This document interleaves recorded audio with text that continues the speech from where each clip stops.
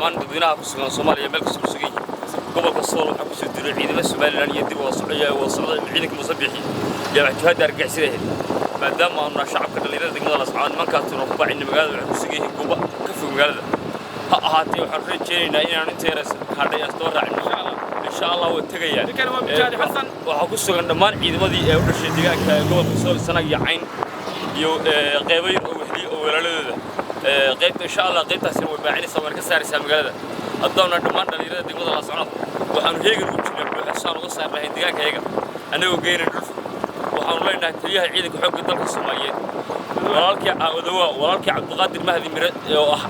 ka tirsan saldhigga ciidanka xoogga dalka Soomaaliya saldhigga Sanca oo ninkaasi ciidan asoo difaacaya dalka Soomaaliyeed oo ka saaraya miina dhul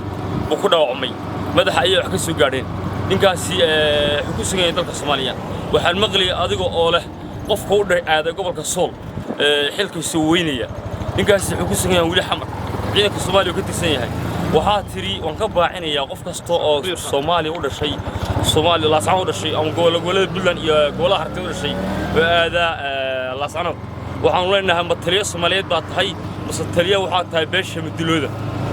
aad baan kugu hanweeyay laakiin sahankaagii hoos u dhacay magacaaga aan riday وصح markaas taa ku hadashay حسن magaalada ka waran joogayna socodka gaadiidka iyo shacabka maxalliga magaalada shacabkeedu waa fiican yahay socodka gaadiidku waa fiican yahay waxa ku sugan dadkii xorriyada ku sugan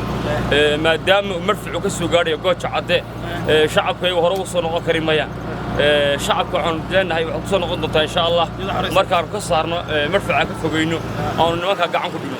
ayaga marfuucida way ku soo noqonayaan haddaan dhalinyaro Soomaaliyeed nahay hambali aan leeyahay rabadaan wanaagsan